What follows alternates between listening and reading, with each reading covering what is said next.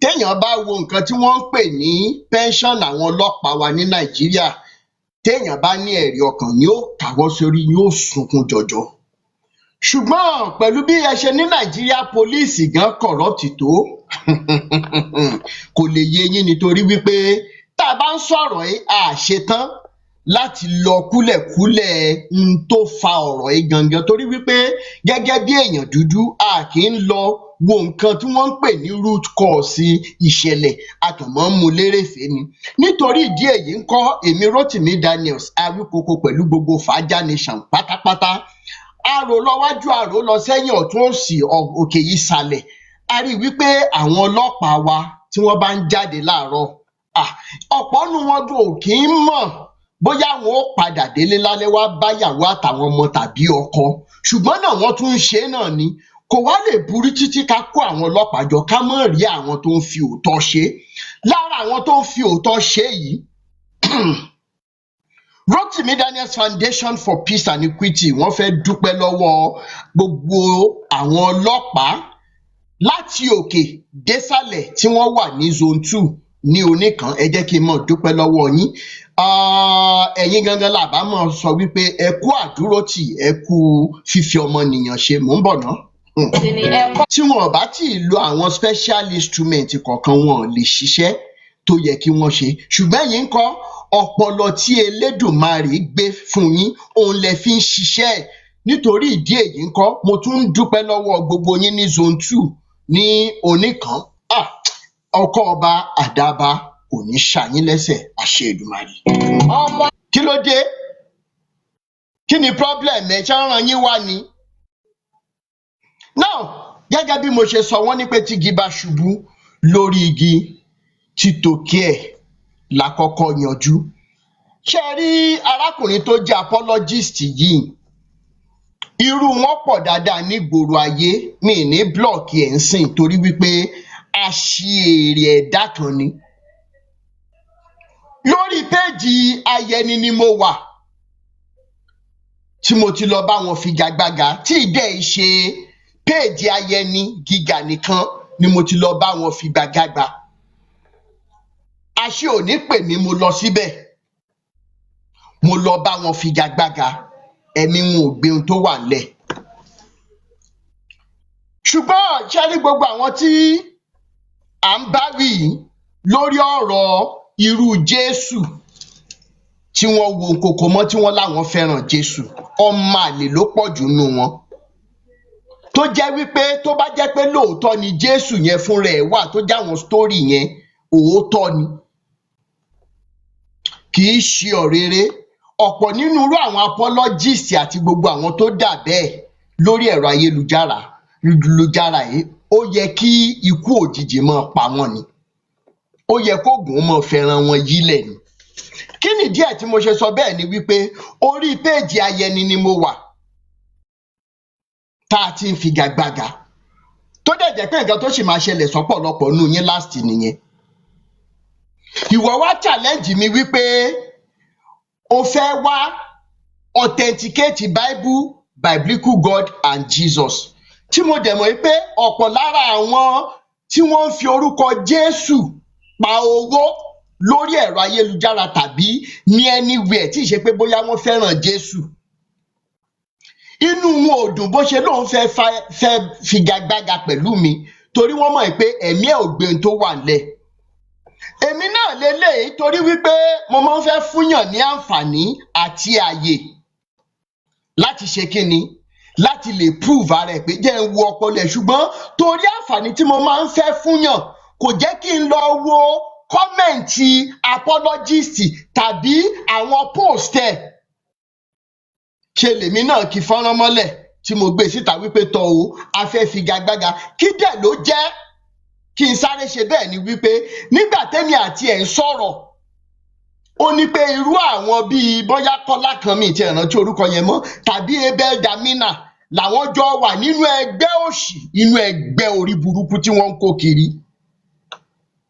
ẹgbẹ́ aláyébàjẹ́ tí wọ́n ń kó kiri, ẹgbẹ́ ìjanilólè ká mọ̀ lo Bíbélì tí wọ́n ń kó kiri.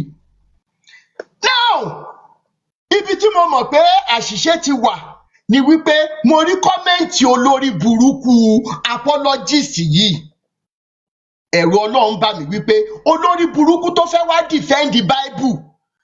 Ẹ wo òyìnbó tó fi ń ṣe comment lórí ẹ̀rọ ayélujára, ẹni tó yẹ kó lọ sílé ìwé kó bẹ̀rẹ̀ láti GS 101 kó tiẹ̀ lè construct one simple sentence lóyìnbó kò lè ṣe rárá. Ibẹ̀ ni mo mọ̀ pé mo ti ṣàṣìṣe. Okay, àṣìṣe yẹn ti wá wáyé, mo ti polówó fáwọn èèyàn pé àwọn èèyàn jàǹkànjàǹkàn ń bọ̀ wá polówó Bíbélì fún wa. And this is a very big problem in our society today. Dropout wà nù wọn, àwọn tó rí wọn ò gbéwèé wà nù wọn, àwọn tó jẹ́ wípé wọn ò fẹ́ ṣiṣẹ́ wọ́n pọ̀ nínú wọn. Ṣùgbọ́n orúkọ Jésù yìí ó ti di sure banker fún wọn láti máa fi pa owó. Wọn ò wá fi pa owó nìkan, wọ́n fi ń bayé aláyé jẹ́. Now finally, kí ló ṣẹlẹ̀ ni wípé ó ní orí péèjì àwọn tẹ́ ẹ̀ bá ti lè wá sórí péèjì mi kí n gbé yín wọlé bí mo ṣe máa ń wá sórí péèjì yín tẹ́ ẹ máa ń gbé mi wọlé. Kò sọ̀rọ̀ lórí ẹ̀, ó dẹ̀ lóun ti gbà, òun ti gbọ́. Finally ẹ mọ ohun tó ṣẹlẹ̀ níjọ́ tí ọ̀rọ̀ ìdíje máa dé, táwọn olórí burúkú yìí tó yẹ kí wọ́n wá polówó Jésù, wọ́n wá gbé wéèrè kan jáde tó dàbí ti bàbá wọn, bàbá ńlá kú bàbá wọn. Ṣé rí, mo tún sọ lẹ́ẹ̀kan sí i, ẹ̀yin kan máa ní wípé Rótìmí mọ̀ ṣe pé mọ́, Rótìmí kiri, kò sí bá a ṣe ní mọ̀ ṣe pé fúnrú àwọn apologist yìí wípé gbogbo nǹkan tó ń jẹ́ ìdùnnú láyé wọn kó máa parẹ́. Torí wípé on a normal circumstance, if these stories about Jesus were to be true, how useless and heartless can you pastors be in Nigeria that the only thing that makes the most meaning to you guys will be the money you want to get from the name of Jesus? Nígbà táwa ń ṣe ọ̀rọ̀ Jésù, tá a gba Jésù yẹn, ibo lẹ́yìn wà? Mo béèrè ni, níbo lẹ wà? Nígbà táwa ń sunkún gba Jésù, tá a náà lọ síbi àgbélébù, níbo ni irú ìwà apologist yìí wà? Ẹ̀yin olórí burúkú, Jésù tẹ́ fẹ́ wá polówó several times ní Bible record ẹ̀ wípé ó máa ń wọ àárín àwọn Farisí àti Sadusí lọ ni, kò ní kí wọ́n wá bá òun. Jésù fúnra ẹ̀ ló gbéra, ló lọ sílé òtòṣì ẹlẹ́ṣẹ̀, ló lọ bá jẹ, ló lọ bá mu. Irú yín lẹ wá fẹ́ wá preach Jésù, ẹ̀yin olòṣì olè aláyébàjẹ́ yìí. Ìkòkò ọbẹ̀ yín ti fọ́, kò sán lásán, ó ti fọ́. Kí ni mo sọ? Ìkòkò ọbẹ̀ yín ti fọ́, ó dẹ̀ máa fọ́ délẹ̀ ni, tẹ́ máa lọ wáṣẹ́ ṣe. That story will not fly again about pé wọ́n anoint yín ẹ fẹ́ ṣiṣẹ́, ẹ̀yin olòṣì aláyébàjẹ́. Ayé yín ò wùnyàn rárá. Now lórí péjì Ayẹni Gíga, tẹ́ bá ń wá àgbàlagbà tó dàgbà tí ò ponú, tó jẹ́ ìkà, tó jẹ́ onírọ́, number one tẹ́ máa mú ni Ayẹni Gíga yìí. That someone like Ayẹni Gíga will subscribe to the fact that nobody has the right, pẹ̀lú gbogbo àwọn olórí burúkú tí mọ́tò jọ máa pa papọ̀, tẹ́ máa fojú sunkún ọmọ, tẹ́ ní jèrè ọmọ lórí péjì yín. Ẹ ń sọ wípé Olu Alo doesn't have the right to answer to anybody. Why did he do everything he did to become a public figure? If I were a public figure tomorrow, the populace has the right to ask me whatever question that they need to ask me, because I am representing, I stand for some people. Ṣé mo wá rírú ẹ̀yin Ayẹni Gíga olórí burúkú ìbáwí pẹ̀lú àwọn apologist olórí burúkú àṣírí? Tí ìbá ṣe ẹgbẹ́ CAC, tí ìbá ṣe ìgbékalẹ̀ CAC, ṣé bí CAC ṣe wà in the last 40 years ago, 50 years ago lélẹ̀? Wọ́n ní pélé tó bá ń tòrò ọmọ àlebẹ̀ ní ò tí ì dàgbà, lìkíṣí wá pa gbogbo yín pọ̀, ẹ dọ̀rẹ́. lórí ọ̀rọ̀ èmi Rótìmí Daniels. Jésù yín gan wá níyì mọ́, orúkọ Rótìmí Daniels ó wá gbẹnu yín kan, ẹ rántí orúkọ Jésù yín mọ́. Ẹ̀yin olòṣì olórí burúkú yìí. At the end of the day, ẹ wá ń sọ fún Olu Alo pé he doesn't have the right to answer our questions. Tí ìbá ṣe pé bóyá ẹlẹ́bọ lẹ́rù, have we even alleged anything? Have we said he did anything? We're only asking on behalf of the family. Olu Alo, either you like it or not, Iya Ijesha wants to see her daughter. Iya Ijesha has a right to see her grandchildren, the 3 boys. At the end of the day, Rótìmí Daniels Foundation is not backing down on this issue. Kí ni mò ń sọ fún yín, ẹ máa wo ojú mi. Tẹ́ bá rò wípé bátẹ́gùn ṣe máa ń fẹ́ sí àwọn ọ̀rọ̀ tá a bá gbé wá, àwọn tẹ́ ẹ̀dẹ̀ rò pátẹ́gùn gan ti fẹ́ sí, nígbà tá a bá tún padà sórí ẹ̀rọ Ọlọ́run á bá yín, à ń ṣiṣẹ́ lọ lábẹ́lẹ̀. Ẹ̀yin olòṣì olórí burúkú yìí. Ẹ̀yin tẹ́ ẹ pera yín ní pastors. Tọ́mọ yín bá sọnù, tọ́mọ yín dẹ̀ máa sọnù lẹ́yìn ìwọ ọ̀la. Ẹ mọ̀ wá ọmọ, wọn mọ̀ gbé ọmọ yín gbìn. Yálà nílé ni tàbí lẹ́yìn odi. Ẹ mọ̀ fojú sunkún ọmọ ni, ó kéré ni, ó pọ̀ ni. Irrespective of your level in these lies. Àwa wí táìwí, irú amúgbó ẹlẹ́wọ̀n ẹni tó jáde tó sọ wípé èmi ń fúnyàn lówó láti ṣe nǹkan, èmi Rótìmí ó fúnyàn lówó. Ẹ lọ béèrè lọ́wọ́ gbogbo àwọn tó ti gbé cases àwọn pastors wá fún mi, àáfà tàbí oníṣẹ̀ṣe. Ẹ lọ béèrè lọ́wọ́ wọn. Èmi Rótìmí ó fún. Tí n bá fún ẹ lówó o fẹ́ jẹun ni. Torí wípé láti 2010, even before 2010 kí tó find orphanage yẹn ni mo ti ń ṣàánú. Ẹ lọ béèrè dáadáa. Èmi ò lójú tí mo fi pamọ́. Ó wá jáde ẹ̀yin olórí burúkú pásítọ̀ tẹ́ ẹ lé síta wípé ẹlẹ́wọ̀n ni. Ẹ wá gbà wọlé torí wípé ẹ fẹ́ tákù Rótìmí. Ẹ tí pọ̀ tó. Ẹ tí ṣe kíni? Ẹ tí pọ̀ tó. Irú ayẹni gíga tí ó mọ preach Jésù is the same good for nothing entity tó ń pe Pastor Thompson. Ẹ̀yin olòṣì olórí burúkú. Ẹ̀rí páyé yín ti bàjẹ́. Péréte tó kù lọ́wọ́ yín láwọn èèyàn tẹ́ ṣì ń dè mọ́lẹ̀ wọ́n máa bọ́. Torí wípé ìjà ń bọ̀ kò tí ì dé, màrìwò lẹ́rí ẹ̀ tí ì rọ́pẹ́. Kí ni mo sọ? Màrìwò lẹ́rí ẹ̀ tí ì rọ́pẹ́. Ìjà ńlá la ó fè níjà. Ìjọ̀gbọ̀n ńlá la ó fè nífà. Ẹ̀yin pásítọ̀ èké ẹ lọ múra ogun.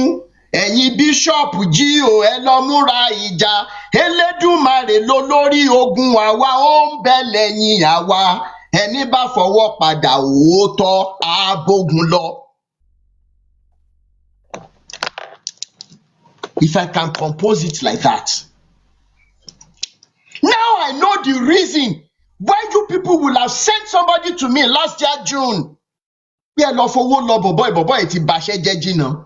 Ẹ ń fi 200 million naira lọ èmi. Ìjọ tí n bá máa gbowó kó kújọ́ kan tí màá gbowó pé kí n dákẹ́ òótọ́ yìí, k'Elédùmarè máa mú mi lọ.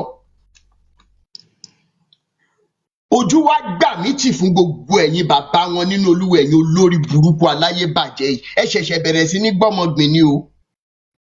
Ojú gbà mí tì wípé ẹ lè sọ fẹ́ni tẹ́ ẹ rán wá wípé ẹ jẹ́ kó fi real number pè mí. Ara wa ń ta yín tó bá jẹ́ pé lóòótọ́ ni iṣẹ́ wa ò ní mínì, kí lára ń ta yín fún, kí lẹ̀ ń tákù wá fún. Ẹ wá fẹ́ fi owó pa èmi lẹ́nu mọ́. Àwọn ọmọ yóò rí pépà, wọn ò pè lówó.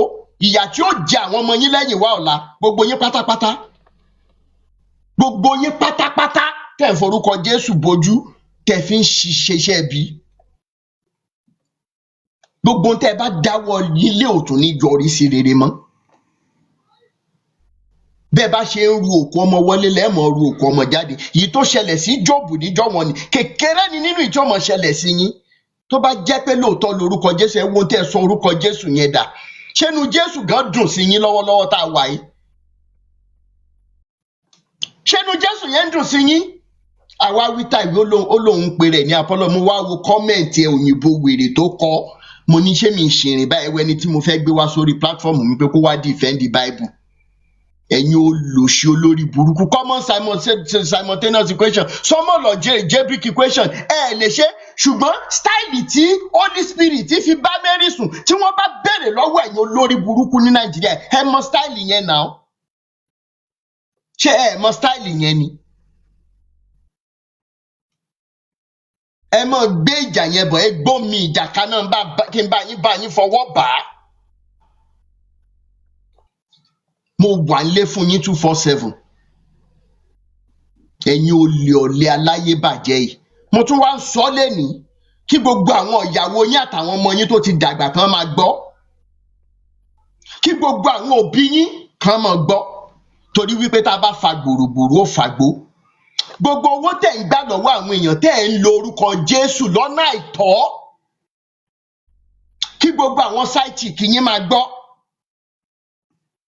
Gbogbo owó tẹ̀ ń gbà lọ́wọ́ àwọn èèyàn tẹ̀ ń yí sítórì Jésù padà sí money making ventures. Irú owó bẹ́ẹ̀, bàbá àti ìyá yín wọ́n mú lára owó yẹn, wọ́n fi ra pósí fún yín, pósí ìbànújẹ́. Tá a bá rí kankan lára àwọn girlfriends yín tẹ́ fi ń ralé fún, ṣó ti yé yín? Yálà Italy ni o, yálà France ni o, yálà Canada ni o, anywhere in the world.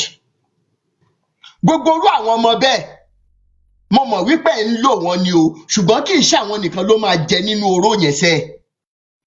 Bàbá àti ìyá àwọn girlfriends yín náà, wọ́n mọ̀ fojú sunkún wọn, wọ́n mọ̀ rí bànújẹ́ lórí àwọn girlfriend yín. Àwọn fúnra wọn á rí bànújẹ́ torí pé tá a bá fa gbòrògbòrò á fagbó ni. Tá a bá wá rí ìyàwó kankan nínú yín tàbí ọkọ nínú yín, torí wípé a ní pastor Mrs, a ní àwọn gospel artist tó jẹ́ obìnrin tí wọ́n ń fi owó yẹn bọ́ ọkọ. Gbogbo tẹ́ bá fi owó yẹn kó jọ, bẹ́ẹ̀ bá ṣe ń fi ojú ọwọ́ kó jọ lẹ́mọ̀ fi ẹ̀yìn ọwọ́ dànù. Àṣẹ dẹ̀ ti gùn. Kí ni mo sọ? Àṣẹ ti gùn. Bẹ́ẹ̀ ni, àwọn ọmọ tẹ́ wá ń bíjọ tẹ́ ń fi owó oògùn olóògùn tẹ́ fi ń rán lọ léèwé lénìí. Wọ́n mọ̀ dọmọ lọ́mọ according to Psalm 35 and Psalm 109. Ẹni kí n mọ̀ ṣe pé mọ̀ Bible ni mò ń lò báyìí. Against àwọn tó ń ba Olúwa jẹ́, ẹ wá fọ́ọ̀tì mi lórí eléyìí. Ìyàwó yóò mọ̀ di opó, àwọn ọkọ yóò mọ̀ di opó ọ̀sán gangan. Àwọn ọmọ yẹn á di alárìnká tí wọ́n ó di alágbe nígboro. Ó wà nínú Psalm 109.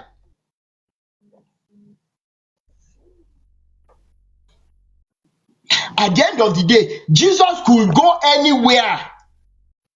Bible says that wọ́n bá wọn jẹ, wọ́n bá wọn mu láàárọ̀ lọ́sàn-án lálẹ́. Olórí burúkú yín ò lórí láyà. Ikú Jésù yín ò ní mínì sí yín débi wípé òkè tí bọ̀bọ̀ yóò bá tiẹ̀ wá gba táàmsì tẹ́ gbé wá lórí irọ́. Ẹ jẹ́ ká lọ bá àná ṣe bá gbé òótọ́ dání. Olórí burúkú yín wá ń lọ lórí different posts. Ẹlẹ́mi ń parọ́ wípé èmi ń sáfẹ́yìn. Mo tún ti ń ṣe live video báyìí, ẹ mọ̀ bọ́ ẹ wá authenticate. Ẹ̀yin olòṣì olórí burúkú, àsìkò ti dé tán tí gbogbo àwọn oníṣẹ̀ṣe pátá tí wọ́n máa tú yín láṣìírí. Ẹ̀yin mélòó lẹ rí fídíò tí wọ́n ṣe ní Benin Republic lẹ́nu ọjọ́ mẹ́ta tí bàbá yẹn wọṣọ funfun báyìí tó ní wípé never again will a pastor or àfà ní abu ẹnu àtẹ́lu ìṣẹ̀ṣe. Ẹ ti ń jẹ tán tí wọ́n máa tú àṣírí gbogbo àwọn bàbá yín nínú Olúwa. Ṣáwọn eléyìí tó ń jẹ ìjàpá ní ká sọ ni? Ṣáwọn eléyìí tó lọ ń fọ aṣọ òkú every Friday ní ká sọ ni? Abẹ́rò pa àti ìgbọ́. Wàhálà àṣírí ọ̀pọ̀ nù yín wà lọ́wọ́ mi tí ì ṣe tán ni. Ẹ̀yin olòṣì olórí burúkú. Eléyìí tó pa ìyàwó ẹ̀ tó sọ wípé ìyàwó òun pokùnso ńkọ́ torí wípé ìyàwó ẹ̀ ti rí àṣírí ẹ̀. ẹ̀yin aláṣòkú mi ìdẹ̀ rí yín bá wí, àwọn tó sì ń tẹ̀lé yín ni mo rí bá wí tí ọpọlọ wọn ò ṣí. À ń bọ̀ àti ìdè tó lòṣì olórí burúkú awáwítà ìwó pe rẹ̀ ní apologist. Ìjáde ìwọlé yóò mọ̀ bá ọ, gbogbo tó ń dùn lé ayé tó ń mí àti tí omi yóò mọ̀ dòfo ni. Wo lórí burúkú yìí. Finally, mo mọ̀mọ́ sọ ni ẹ̀yin ìyàwó wọn tẹ́ ẹ bá ti gbọ́ story yẹn o, tẹ́ ẹ bá ti rí wọn tí wọ́n ṣe kí lorúkọ ẹ̀, tí wọ́n ṣe vigil lọ́jọ́ Friday, àṣírí ni mo fún yín yẹn, ẹ trace wọn. Ẹ̀yin ìyàwó pastor especially gbogbo àwọn tó wà n'Íbàdàn yẹn, ẹ mọ̀ bá ń trace wọn, mo já yín sí nǹkan kan ni.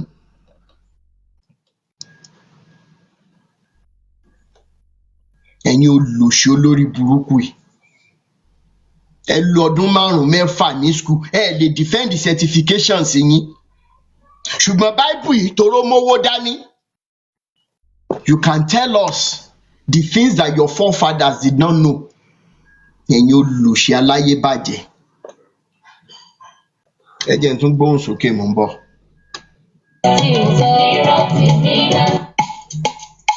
Egbe. Daniel's Foundation for Peace and Equity. Truth, love, and humanity over religion. Kudos to you, Rotimi Daniel's Foundation for Peace. Rotimi Daniel's Foundation for Equity. Ológo ọmọ ni Rotimi Daniel. Ìbéèrè kan ni mo kọ́kọ́ fẹ́ béèrè náà. Ìbéèrè kan ni mo fẹ́ béèrè. Wọ́n ní ọmọ tí ẹ̀yà bá bí, ẹ̀yà ni jọ. Do Nigerian pastors truly love the Jesus that they profess? Do they truly love that Jesus that left all his glory in the heavens? When the Bible says that the biblical God was looking for a man to stand in gap, they talked about the scrolls in the book of Revelation. A sì ń wá ẹnìkan tí yóò ṣe èdìdì yìí. Ó ṣì kìíní, ìkejì, ìkẹta títí dórí ìkeje á ṣí èdìdì yẹn. Ẹni tí ó wá jẹ́ ọmọ Ọlọ́run yìí, because fún ẹ̀yin tí ẹ máa ń buy into their apologies or pleadings or lies, I want to open your brains today. Tó bá yẹ pé lóòótọ́ lẹ́yìn náà fẹ́ Jésù. He could have chosen to continue in his glory in heavens. But in the long run, biblical God says, oh, you know what? Maybe I made a mistake by asking people to slaughter ram, to slaughter cattle and everything for remission of sins. Ẹ̀jẹ̀ yín ò tíìkì tó. A fẹ́ rán ẹnìkan lọ. And Jesus, the son of the biblical God, said, you know what? Father, let me go.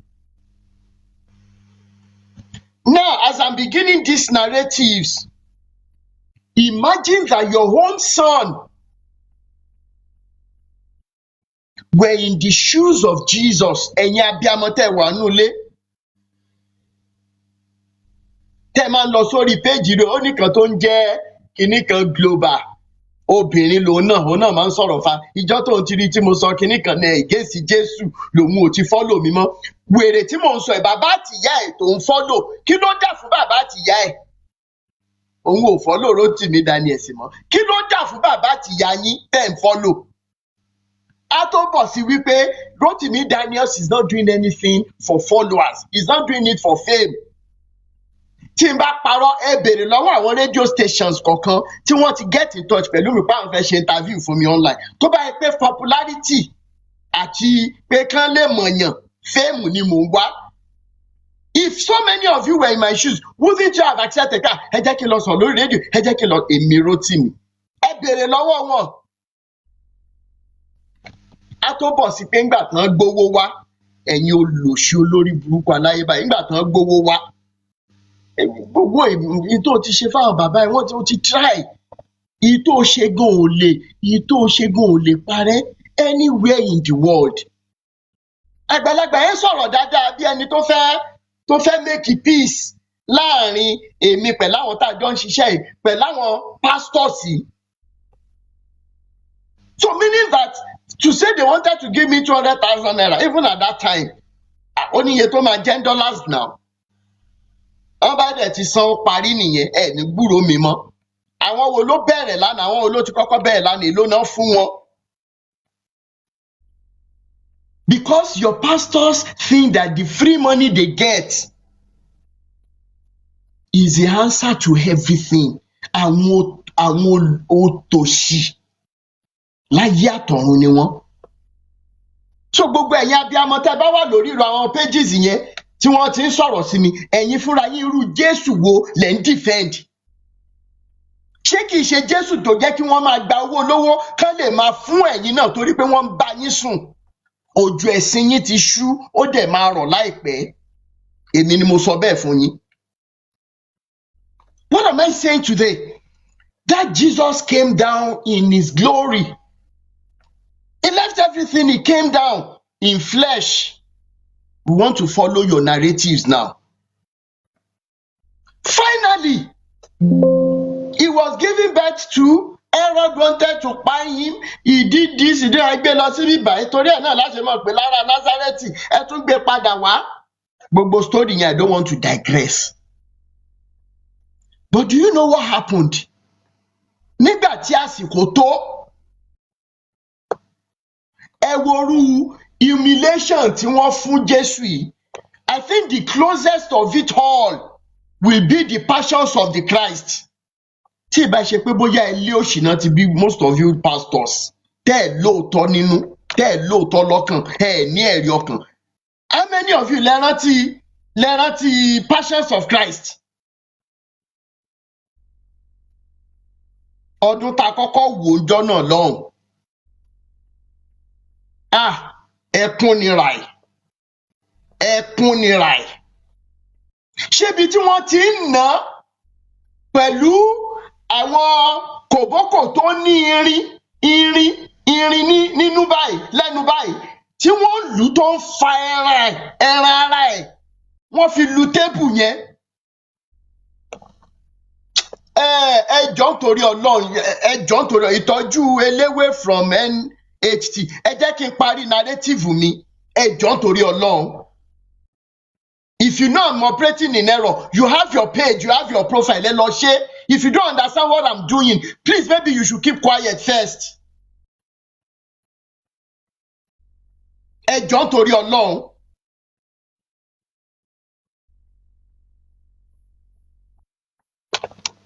Now, finally, wọ́n wá lù tó bẹ́ẹ̀ yẹn. Under the assumption now that the Jesus story is true. Under the assumption that biblical stories are true, I always use that phrase. Fẹ́yìn tí nǹkan tí mò ń ṣe ò bá yé.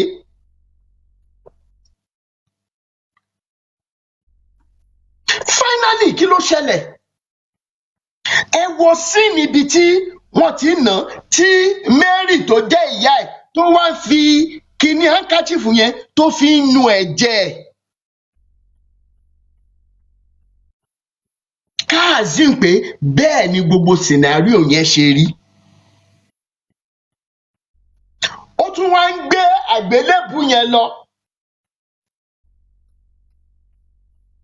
Ó wá ń gbé, thank you so much Zinia. Ó wá ń gbé àgbélébù yẹn lọ. Débi wípé ó dé àsìkò kan, wọ́n tún wá ná kí ọkùnrin kan tó jáde pé tẹ́ ẹ bá tún ná. Ok, ó wá bá gbé àgbélébù yẹn, wọ́n tún wá ń lù ú. Ó wá ní pé tán bá tún ná, òun ò ní gbé mọ́. wọ́n mọ̀ gbé dé orí òkè tó ń jẹ́ Gọ́gọ́tà, wọ́n wá lé sílẹ̀ lórí igi, wọ́n wá ṣe kí ni, wọ́n wá kàn án lọ́wọ́ àti lẹ́sẹ̀. bó ṣe wá kàn án lọ́wọ́ àti ẹsẹ̀ tán wọ́n gbé e nàró. Ní wákàtí báyìí he gave up the ghost. Now this is where the problem lies. Tó bá jẹ́ wípé gbogbo ẹ̀yin pastors in Nigeria, number one, tó bá yẹ pé lóòótọ́ ni àwọn stories yìí, tó jẹ́ pé olùgbàlà aráyé ó kú ní ọ̀nà tá a sọ yìí, gbogbo ẹ̀yin bàbá Adébóyè Oyèdépò kún gbogbo ẹ̀yin tẹ́ ẹ bí àwọn aṣèrè jọ nínú ẹ̀mí torí ọrọ̀ ayé, tó bá jẹ́ pé lóòótọ́ ni gbogbo ẹ̀yin abiyamọ tẹ́ ẹ wà nù lélẹ́ni tẹ́ ẹ bìlíìfù tẹ́ ẹ mọ̀ sọ̀rọ̀ sí Rotimi Daniels Foundation àti gbogbo àwọn tá a jọ ń ṣiṣẹ́ ìtúsílẹ̀ yìí, tẹ́ ẹ jẹ́ obìnrin tẹ́ ẹ bí ọmọkùnrin, tó bá jẹ́ lóòótọ́ ni stories yìí, tí Jésù yẹn wá kú tán tó lọ, tó wá ní ilé bàbá mi lókè ọ̀run, ọ̀pọ̀ ibùgbé ló wà níbẹ̀, Jésù wà níbẹ̀, áńgẹ́lì wà níbẹ̀, wọ́n ń kọ́ mímọ́ hallelujah, hallelujah mímọ́, hallelujah mímọ́, hallelujah, hallelujah, hallelujah, right? Wípé nílé bàbá mi ọ̀pọ̀ ibùgbé ló wà níbẹ̀, èmi dẹ̀ ti lọ ń sìn yín kí n lọ pèsè àyè sílẹ̀ fún yín. Gbogbo ẹ̀yin bàbá Adébóyè, ibikíbi tí Jésù bá wà lénìí, kò súre fún yín, kò súre fáwọn ọmọ yín o. Bẹ́ẹ̀ ni mo sọ fún yín. That you would reduce the agonies of the Savior. You will reduce the pain of the Son of your God to material things, to worthless things. If these stories were true, all of you pastors in the house today, tẹ́ bá ní ẹ̀rí ọkàn,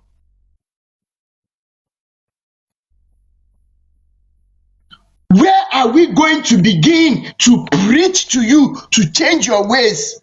Torí wípé ọ̀pọ̀ nínú àwa tá à ń ṣe ìjàngbara yìí, ó ní nǹkan kan tẹ́lẹ̀dùmarè kọ́kọ́ ṣe fún wa, ó kọ́kọ́ fún wa ní ìkọláyà, ó tún wá ṣe nǹkan kan tí mo mọ̀ nípa àwọn tá a jọ jẹ́ iná. Elédùmarè yẹn wá ṣe níṣe wípé kí nǹkan kan láyé yìí kó má ní mínì sí wa mọ́. If I pie, if I perish, I perish. But the name of that true God must be lifted. Tẹ́mi náà bá ti gba owó bí àwọn ẹni ìṣáájú tó sọ pé ìtúsílẹ̀ a nílò ìtúsílẹ̀ kúrò lọ́wọ́ oko ẹrú tán fi kó wa ní bírèènì yìí. Nígbà kan gbówó dọ́dọ̀ wọn. Tẹ́mi náà bá jẹ́bẹ̀ last year lẹ̀ tí ní gbóhùn mi mọ̀, màá kàn dọ̀gbọ́ fade away ni. But I am called apart for this wonderful deliverance and liberation. Ẹ̀yin fúnra yín dẹ̀ mọ̀, báṣìírí yín ti tú. Tó bá jẹ́ lóòótọ́ na I'm asking you, all of you, lórí péèjì Ayẹni Gíga, lórí page anybody tó pé rẹ̀ ní pastor all over Nigeria. How could you be so heartless and shameless that the only thing you could be getting from the death of that Jesus will be material things? Ọrọ̀ ayé lásán. Táwọn Mùsùlùmí lọ in the 80s, in the early 90s, ẹ̀yin mélòó lẹ mọ̀ orin Mùsùlùmí tó popular jù ń gbà yẹn? Mímọ́ rẹ̀ ọba ògo ògo, mímọ́ rẹ̀ ọba ògo. Gbogbo ẹ̀yin Mùsùlùmí lẹ́ni tẹ́ ń bá òṣì kiri bí ẹran aṣẹ́wó, ẹ lọ bèrè tán. bí mùsùlùmí bí ẹ̀sìn Islam ṣe wà ń gbà yẹn. Torí wípé ihun tí Awíkoko àti Fàájà movement ń jà fún ni wípé òótọ́ àti ìfẹ́ ó gbúdọ̀ gbòòrò padà láàrin wa pẹ̀lú àlàáfíà.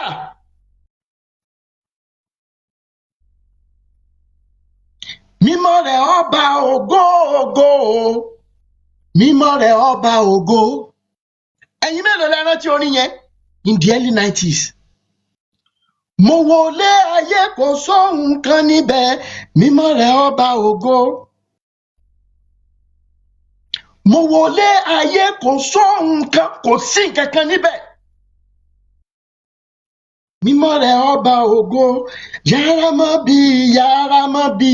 Ẹ wọlé ayé yẹn tí àìsàn máa gbé ẹlòmíì dé báyìí, bóyá kídìní méjèèjì ló máa dáwọ́lẹ̀ lẹ́ẹ̀kan náà.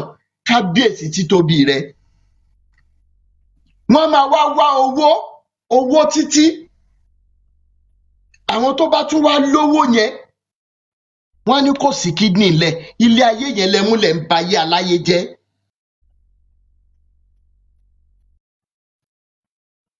Ṣé ẹ rántí àwọn orin yẹn? Láyé ìgbà tá a mọ̀ every Friday lórí assembly ground wa gbọ́dọ̀ kọrin Muslim. Ààrí gẹ́gẹ́ bí anything gbà yẹn. I love Islam. I love Islam because it's the religion of peace. I love Islam. I love Islam. I love Islam because it's the religion of peace. Peace. I love Islam. Àbí bá ṣe ń ṣe kọ́ nìyẹn. Bẹ́ẹ̀ dẹ̀ lélẹ̀ àwọn tó tún wá jẹ́ oníṣẹ̀ṣe. À ń bára wa ṣeré, à ń bára wa rìn, à ń bára wa lọ, à ń bára wa bọ̀. There was only one binding factor. Only one binding factor, ìfẹ́ àti ìfẹ́ ọmọlàkejì. Ṣùgbọ́n wọ́n nílé tó ń tòrò ń gbà yẹn, gbogbo ẹ̀yin ọmọ àlè bẹ̀ ni ò tí dàgbà, ẹ ti dàgbà tán bẹ́ẹ̀ wo bí tẹ́ sọ, ẹ wo ń tẹ́ sọ léda. Mo tún béèrè lẹ́ẹ̀kan sí i. Tí Jésù yẹn bá wá lóòótọ́ tó kú, ikú oró tó kú. Ṣé ẹ rántí orin tẹ́ máa ń kọ́ ń gbà yẹn? Ikú oró tí ń bá kú, ìyà ẹ̀ṣẹ̀ tí ń bá jẹ, gbogbo rẹ̀ ló ti kó lọ. Jésù Olúwa ó máa ṣe o, torí mi ló ṣe jìyà. Àṣé bí Jésù yẹn ṣe ń kú fún yín lórí igi àgbélébù, olórí burúkú yín ń sọ fún wípé àkútúkù ẹ lọ́nà ọ̀run kú, ká bẹ̀rẹ̀ sí ní mèkòwó. Àwọn ọmọ yóò jẹ nínú gbogbo tẹ́ ẹ ti gbìn sílẹ̀ iṣẹ́. Ní ìran títí dé ìran kẹrin. Títí dé ìran kẹrin àwọn ọmọ yóò jẹ ń bẹ̀sẹ̀. Ẹ wá demonize truth, love and humanity. Torí wípé it is either we accept the truth or not. The truth will remain forever. Irọ́ ló máa change. Ló máa ṣe kíni? Ló máa change. Ẹni àwọn tó bá ń ṣe Ògún, Ọya, Ọbàtálá, kìnìkan, èmi ò fi bẹ́ẹ̀ mọ̀ ń pa ẹ̀. Wípé wọ́n máa wọ iná yẹn ni narrative yín. Òun ló fà tí ọ̀pọ̀lọpọ̀ fi wá ń jáde pé mi ì fẹ́ wọnú náà, mi ì fẹ́ wọnú náà, mi ì bá wọn ṣe, débi wípé ìtẹ́lòmíì gan tó fi ń help àwọn èèyàn tó jẹ́ babaláwo tàbí oníṣègùn ṣe lẹ ní kí wọ́n dànù. Wọn ò wá dànù nìkan. Olórí burúkú yín ń tọ̀ wọ́n lọ lẹ́yìn, ẹ lọ ń gba àwọn agbára yẹn. Ẹ lọ ṣe kí ni? Ẹ lọ ń gba àwọn agbára yẹn. Ẹ tún wá gbà láti fi tún ayé ṣe bí wọ́n ṣe ń ṣe ń gbà yẹn o. Ẹ ń gbà láti lè fi máa kó àwọn èèyàn lẹ́rú ni. Àwọn ọmọ yín ò ní kúrò lóko ẹrú. Èmi mo sọ bẹ́ẹ̀. Ẹ lè rò pé ẹ ti kó ọrọ̀ ayé jọ àti owó. Ẹ lè rò pé ẹ ti kó nǹkan jọ. torí wípé olòṣì aṣèrè tí bíbélì yín pè yín nìyín pé ẹ kó ọrọ̀ jọ nígbà tẹ́ ẹ̀ mẹ́ni tí ó lò. Àkàlà mà ti lọ. Wọ́n má tún ní kí wọ́n wú òkú ẹ̀ torí wípé àwọn ọmọ ń jà sógún. Lẹ́yìn ìgbà tẹ́ bá kúkú ọ̀wọ̀wọ̀ ikú ẹ̀sìn tẹ́ máa kú tán, àwọn ọmọ yín ò ní nísinmi, wọn ò ní fún ẹ̀yin gan sinmi nínú sàréè. And when we saw all of these things, some of us now started studying this book. We can not even begin to discuss the discrepancies, the antagonisms in there. It is not a discussion for today. But finally, under the assumption that these biblical stories are true, ẹ jọ̀ọ́ ẹ understand it, mo ń ṣe lénìí. Under the assumption that this book is true and Jesus came to pay for the sins of you and your parents, whatever. Is it the same Jesus that these pastors are fighting for? I want to ask again. Is it the same Jesus that these pastors in Nigeria, starting from Baba Adeboye, is it the same Jesus who gives them these levels of confusions? That December 31st, he will tell Baba Adeboye one thing, he will go to Oyedepo and tell him different thing. He will go and tell Kumuyi, in báyìí ló máa sọ, Oyedepo Olúkọ̀yà nǹkan báyìí ni wọ́n máa sọ, gbogbo ẹ̀yin tí CAC nǹkan báyìí la máa ṣe. One Jesus, so many confusions.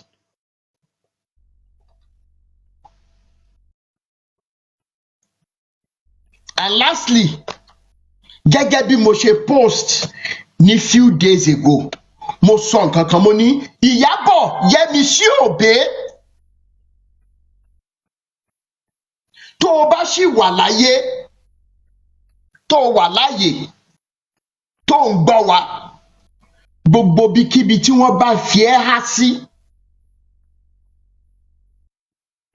Mo tún sọ lẹ́ẹ̀kan sí, gbogbo bíkíbi tó o bá wà, RDF will never accept a dime to keep quiet on your case until when we know you are safe and sound in health. I will say that again. Ìyábọ̀ Yẹ́misí Òbé, ire Olúwa ni o, ìfẹ́ Olúwa ni àti kí lorúkọ ọmọ kẹta. Rotimi Daniels Foundation, Faja Movement will never accept even billions of dollars to keep quiet on your case. Ṣé o mọ̀ pé mo gbé fídíò kan jáde lẹ́yìnjọ́ mẹ́ta tí mo lo orin kan.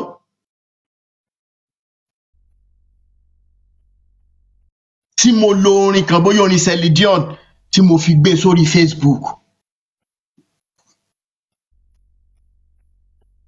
That's if that's what it takes, right? If bending, if losing anything that belongs to this planet Earth is what it will take to locate you, to give your family rest of mind, to make sure that Iya Jesha becomes a beacon of hope again through a smile. Olu Alo, gbogbo bíkíbi tó bá wù máa nìṣó, both home and abroad. It is the reason why I am beating my chest that Nigeria system will not fail us on this issue. Ìjọba Tinubu ò ní disappoint wa sẹ́, torí pé àwọn ọmọ tiwọn náà wọn ò ní fẹ́ jẹ́ kó sọnù. Àwọn ọlọ́pàá ò ní gbàbọ̀dè fún wa sẹ́, torí wípé ọmọ wọn ò ní sọnù. Nígbà tí wọ́n bá dàgbà dògbò tán, wọn ò ní jí ọmọ ọlọ́pàá Nàìjíríà gbé. Àdúrà mò ń ṣe lénìí. Mo dẹ̀ mọ ohun tí mò ń sọ. Gbogbo ẹ̀yin ọlọ́pàá mọ̀ dìde lórí ọ̀rọ̀ yìí nígbà tí iṣu ọmọ bá jiná tán fún yín. Mo fi títóbi Elédùmarè ṣẹlẹ́rìí, wọ́n mọ̀ bá yín dín ẹyin sí lẹ́gbẹ̀ẹ́. Kì í tún wá ṣomi nìkan lẹ́mọ̀ mú jọ́nà lọ́hùn, wọ́n mọ̀ bá yín fi wáìnì àgbà tí lẹ́gbẹ̀ẹ́ tẹ́ẹ̀nàṣẹ̀ tẹ́ jẹ wọn mọ́. Mi ì ní sọ jù yẹn lọ torí wípé ọlọ́gbọ́n máa ń ṣe ọ̀rọ̀ ẹ̀kú ni. Ṣùgbọ́n Olú Alo mọ̀ fò mọ́ níṣó wàá gbé Ìyábọ̀ jáde pẹ̀lú àwọn ọmọ mẹ́tẹ̀ẹ̀ta. Èmi ni mo sọ bẹ́ẹ̀. Gbogbo ẹ̀yin abiyamọ tẹ́ ẹ pera yín lábiyamọ nínú ilé tẹ́ ẹ ti wá ń sọ pé lọ́tì mi kí ló kàn bẹ́ẹ̀ ṣé wà ní kìnìkan ní kìnìkan. Níjọ́ tẹ́ ẹ bá nílò èèyàn 10 kó dìde fún ọrọ̀ ayé yín, gbogbo ẹ̀yin tẹ́ ẹ pera yín lábiyamọ nínú ilé tẹ́ ẹ ń fọ́ọ̀tì pé à ń béèrè one simple question. Èèyàn kan báyìí kò ní dìde fọ́mọ yín. Gbogbo ẹ̀yin tẹ́ ẹ pera yín ní abiyamọ ṣùgbọ́n abiagba ni yín. Inú mi dùn pé ẹ kàn sọ ẹ parọ́ wípé Rótìmí fún àwọn èèyàn lówó pé kí wọ́n sọ nǹkan kan. Ibi tójú ti gbà mí tì fún yín náà ni mo ti mọ̀ pé ọpọlọ yín ti lọ. How about bloggers àtàwọn tó fẹ́ fagídí popular tí wọ́n fẹ́ máa forí gbárí àtàwọn interviewers òṣì tẹ́ ẹ bá rò wípé ọ̀rọ̀ tá à ń fà lọ ẹ máa bàjẹ́ bí ọ̀rọ̀ Mohbad, irọ́ lẹ fi pa, ẹ gbàgbé bó ṣe happen. Èmi ni mo sọ bẹ́ẹ̀ fún yín, ẹran mò ń fọwọ́ gbá kì í ṣegun.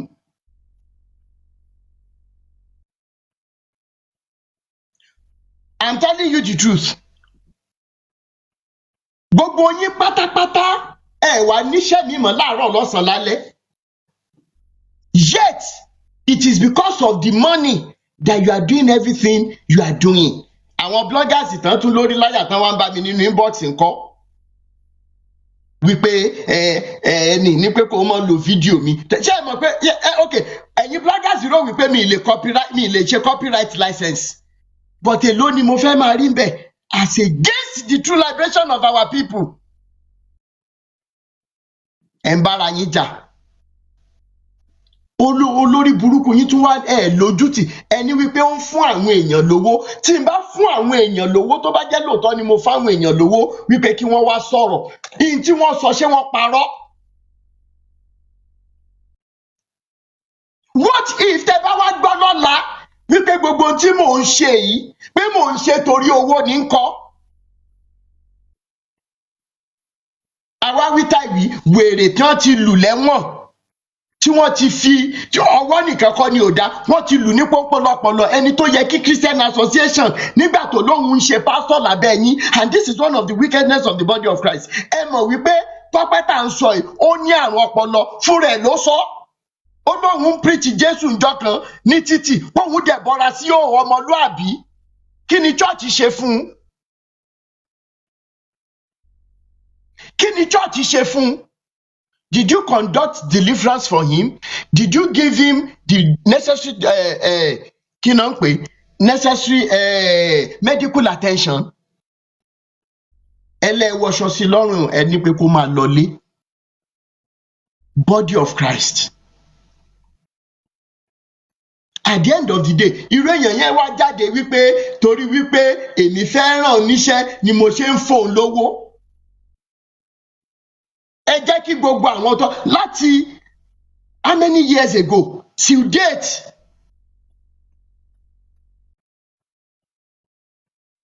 láàárọ̀ nínú kòsíkòsí I make sure that I still bless somebody today.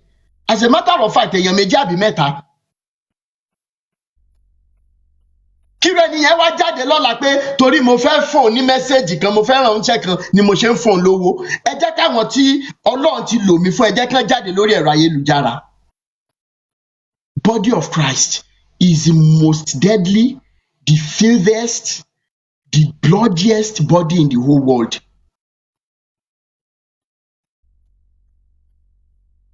Body of Christ. You hear body of Christ and you are still staying. Nothing can èmi gan máa bẹ̀rù ẹ. èmi fúnra mi máa bẹ̀rù ẹ.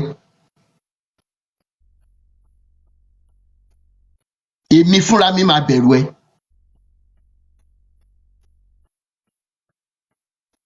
And lastly, another thing tí mo tún sọ ni wípé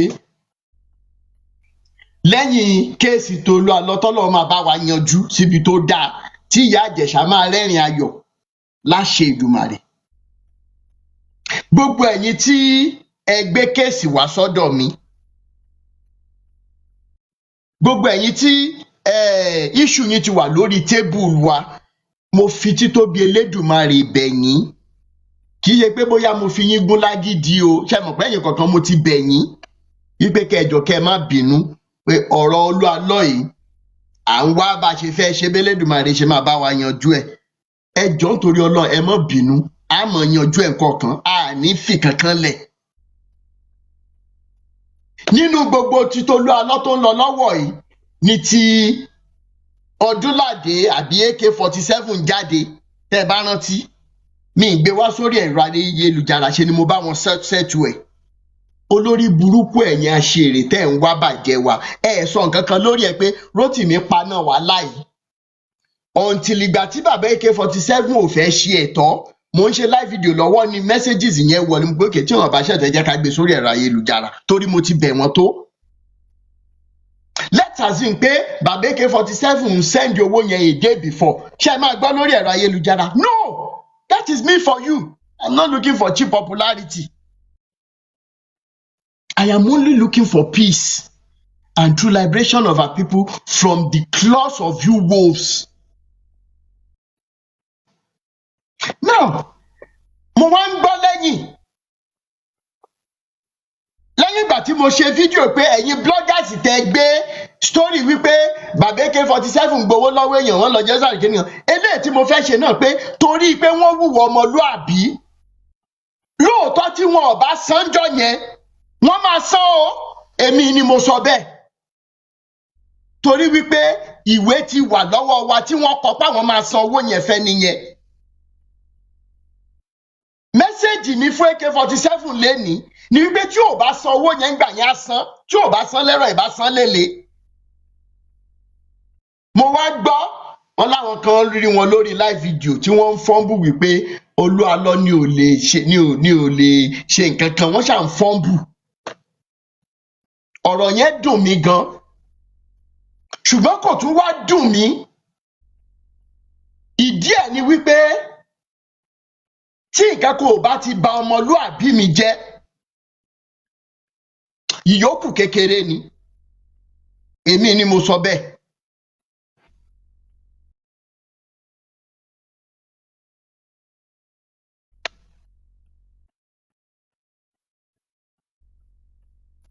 Èmi ni mo sọ bẹ́ẹ̀. So for Nigerians, tí n bá gbé ọ̀rọ̀ pásítọ̀ kan wá tó wá dọ̀la tí mo rí other antagonizing evidences, which means I should come out as a truthful person to say ọ̀rọ̀ báyìí báyìí o, nǹkan báyìí báyìí ló ṣẹlẹ̀, ìwé ni báyìí báyìí báyìí. Ṣé ẹ mọ̀ pé ẹ̀yin ọmọ Nàìjíríà sì máa sọ fún mi pé Ọlọ́run ẹni yẹn ló ń fìyà jẹ mí ló tún jẹ́ kí n wá sòótọ́ tí mo sọ ṣá lẹ́yìn olùṣí rádaràdà yìí. Kí ló AK-47 lọ máa fọ́nbù pé òun gbé fún wọn gbígbóná ni, òun ṣe kinní kan gbígbóná ni. AK-47 gbé nǹkan fẹ́mi gbígbóná. Ó bà nínú jẹ́ lọ́pọ̀lọpọ̀ wípé gbogbo ẹ̀yin tẹ́ pera yín ní ìránṣẹ́ Ọlọ́run, ìránṣẹ́ Sátánì tó tó yín láyé yìí ó sì. In fact, Sátánì gan, Lucifer gan ní di apology lọ́wọ́ yín. But I will say this, kí n tó dánu dúró, your shenanigans, your lies, your wickedness will never stop me from doing the things I should do gẹ́gẹ́ bí ọmọlúàbí. How many of you lẹ rántí fídíò kan níbi tí mo ti ń bẹ àwọn bàbá Adébóyè pé ẹjọ́ ẹ ṣe kó dáa, ìwọ̀nba tó kù láyé yín, you can still make impact. Starting from àwọn messages tẹ́ ti preach about ara Jésù owó ni. Ṣé ẹ rántí fídíò yẹn tí mo sọ wípé eléyìí tí mo fẹ́ ṣe yìí, àwọn fàájà movement gan máa pé Rótìmí tí o ti mú bó ni, mo ní mo mọ tí mò ń ṣe. And the video went viral. So many people appreciated it. At least you spoke with them with, with gentility, with respect, with this. Àwọn kan sọ pé Mr. Rotimi sẹ́, àwọn bàbá yìí ti gungi kọjá ewé wọn ò lè gbọ́ mọ́, wọ́n ti gé àṣàkẹ́ wọn létí lọ. Do you know what some people said under that video? Wọ́n ní wípé Ọlọ́run àwọn bàbá Adébóyè ó ti ń na èmi lẹ́gba ló jẹ́ kémi wá sọ sorry. You can imagine Nigerians that one God is somewhere that appreciates the wickedness of few selected people and will come and torture me for saying the truth, for pointing out their errors. You can imagine. And that shows the kind of spiritual children they have all over. They are mentally enslaved and they are mentally damaged. Ọlọ́run Adébóyè àní Ọlọ́run tí ó fìyà jẹ èmi. Ẹ jẹ́ kí n gbé wa wọlé nǹkankan, mo ní mi fẹ́ pẹ́ torí mò ń jáde. Mo l'appointment. Chief Major ṣé wà ń bẹ̀ sà? Ẹ bá wa on mute kẹ́ bá wa dá sétò. Ẹ̀yin tẹ́ bá wà lórí YouTube, ẹ̀yin tẹ́ bá wà lórí Facebook, ẹ jọ̀ọ́ tẹ́ bá fẹ́ bá wa dá sétò. The WhatsApp number to send message to first and foremost is +234 80 9290 6250. I'll say that again. +234 80 9290 6250. YMC ṣé wà ń bẹ̀?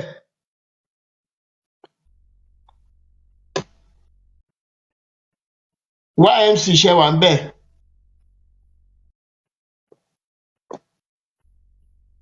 Mom Twins ṣé wà ń bẹ̀? Ṣé network nẹ́jẹ̀ máa bá wa power tap? Network máa ń ṣe rádaràda. Usually ẹ jẹ́ n gbé yín sókè pàápàá. Miss Gold ṣe mistake send message ni àbí ẹ fẹ́ bá wa dá sétò lálẹ́?